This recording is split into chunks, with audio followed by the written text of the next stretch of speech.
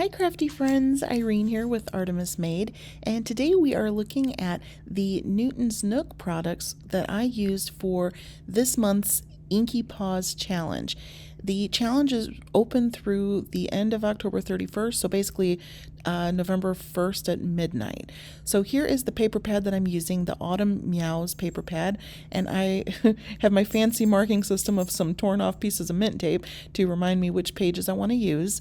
And then I'm going to be using this adorable Need Kittens stamp and die set. I love little Newton in all his different positions, all his different costumes, everything, but I especially love it when he has punny sentiments to go with him, which is almost always. So I'm also going to be using the fractured layout die. I think this is just funky and cool and a really great way to make good use of that pattern paper. So I'm going to be using all these together and getting going here.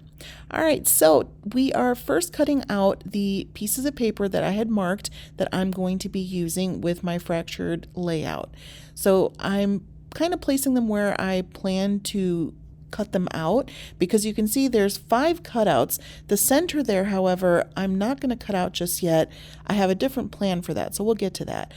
So basically, I'm going to die cut off screen all these different pieces out of all 4 of those different shapes. And here you go. You can see the different shapes and how they're going to be set up. Now, I am still missing the center, like I said, but that's because I am going to use some specialty cardstock to be that center alignment area, and I'm using this month's subscription box from Your Paper Insider. I love this subscription. Their papers are to die for, and this orange glitter cardstock is from this month, and that's what I'm going to be using. Now for my card base, I'm going to be using Concord & Ninth mushroom cardstock, and this is going to be a top folding A2 size card base. So it is 11 inches long and 4¼ inches wide. And I'm going to score it at the 5½ inch mark. And that's going to give me a perfectly folded in half A2 size, like I said, top folding card.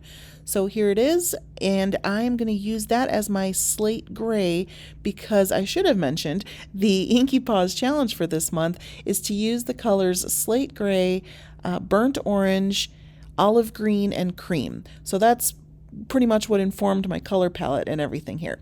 All right, so my little trick for my fractured layout die is to actually take it in the order I want to use these different pattern papers, flip them over so that they are top side down, and then kind of tape it together. Now, I held it together with mint tape at first, but really you could do it with Scotch tape, you could put double-sided tape, whatever it is that you want to do, as long as you're happy with how you've got it placed.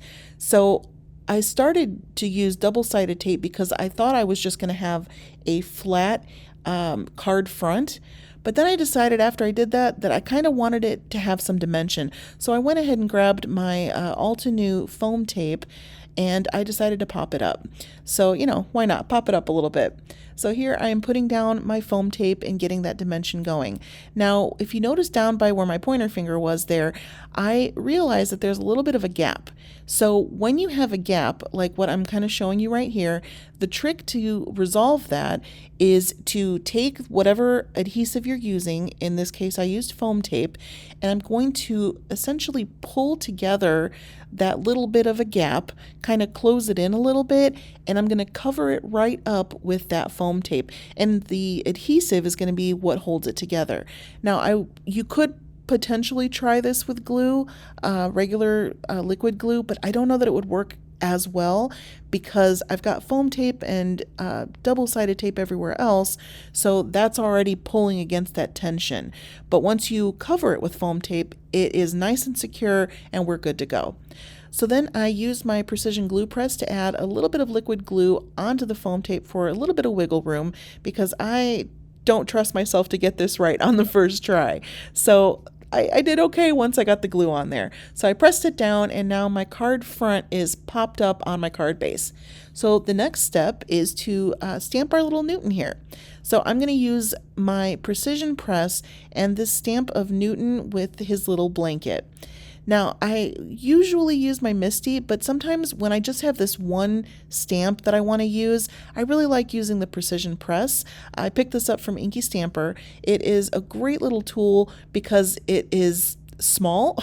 It kind of fits in the palm of my hand, which, okay, granted, I have man hands, but still, it is small compared to the Misty, even compared to the smallest Misty. So I just really like to use this tool sometimes when I'm just doing one-off stamping. So here I'm showing you my latest obsession, which is this Lisa Horton Crafts Cloud 9 Solid Black ink. I love this ink so much. It gives me such a crisp impression, and usually on the first go. And it's great for alcohol marker coloring. It's great for watercoloring. It dries so fast and it doesn't run. I've had maybe one or two times where it ran a little bit, and that's only because I got it so saturated with the alcohol marker that the outline ran just a hair. But compared to every other black ink I've tried, this stuff is magic. So highly recommend. So this one I did stamp it twice just because I wanted to be, extra cautious with my little image here, because it was the first time I was stamping down the this particular stamp set. But still, one inking pass would have been enough. That's how much I love this stuff.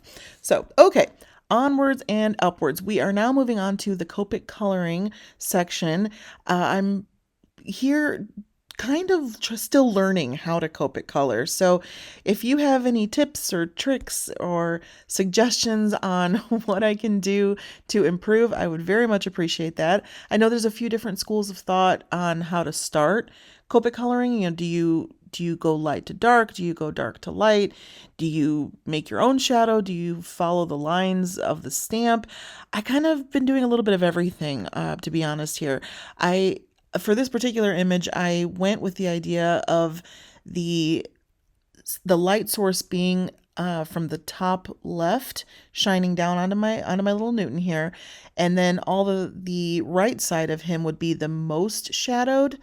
I don't know if I fully achieved that. I like this coloring, but I do know that there's definitely room for improvement. So any suggestions you might have, I would be very, very happy to receive it, because I am all about constructive criticism. I just want to keep getting better. So I used a few different of my warm gray Copic markers to color Newton's body, and then I used, I believe it's RV10 for his little ears and his nose and his little cheekies. And then my blanket, I used G99 and a few other G colors to basically pull in that olive green that was part of the parameters on the Inky Paws challenge. So I needed to make sure that I got that olive green in there, because I'm not entirely sure if it was included with my pattern paper. So we got little Newton here. We are shading him in. I kind of went back and forth because I felt that there was too harsh of a line along the shadowy part. So I wanted to kind of soften it a little bit. So when I was done coloring, I then went in with a black Prismacolor colored pencil. And so this is my completed Newton little colored image. So I do like it. I do think he's cute. I decided it needed a little bit of something extra though, so I wanted to add in some extra white highlights with a gel pen. So you'll see me here in a moment start adding some white highlights. Before we get to the highlights though, I'm going to bring in my Altenew Mini Blossom, and I'm going to die cut my little Newton out of my cardstock here.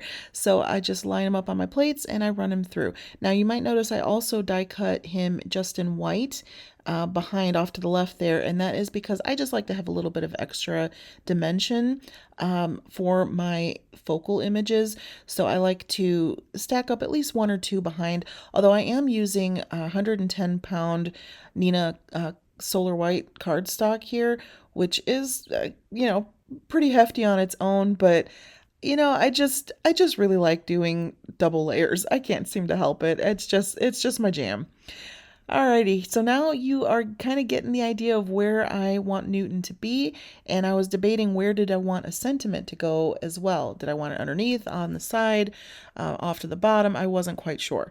But first, I'm going to pop him up on some foam tape. Now, I will spare you the visual of just how much foam tape I put on there. It's kind of insane. I don't know what my deal is, but I just hate a saggy card. It does not scream happy birthday to me. Like, happy birthday, here's a saggy card.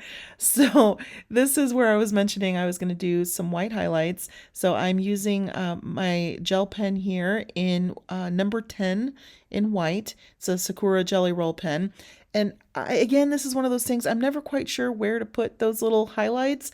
I I always think it's odd to put the highlights where the shadow is because it's supposed to be a shadow, right? But at the same time, it seems like it's a better idea because it stands out more. So yeah, I'm really not sure what's the best way to approach that. So any suggestions you might have, please feel free to share. I will read them all and I will very much appreciate them.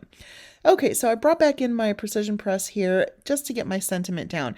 And I debated on how I wanted to uh, outline my sentiment. Did I want to put more of the glitter paper involved? Did I want to, what did I want to do with it basically? But I decided since I used a mushroom card base, that I'm going to do a mushroom sentiment as well, just to kind of pull in that same gray tone.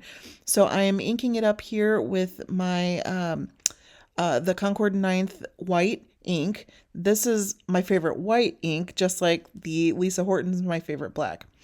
All right, so I went ahead and added it here into the houndstooth area of my card, and I actually really liked it there. I did move it around a few times to see, where I really wanted it to go, but it fit that space really, really well.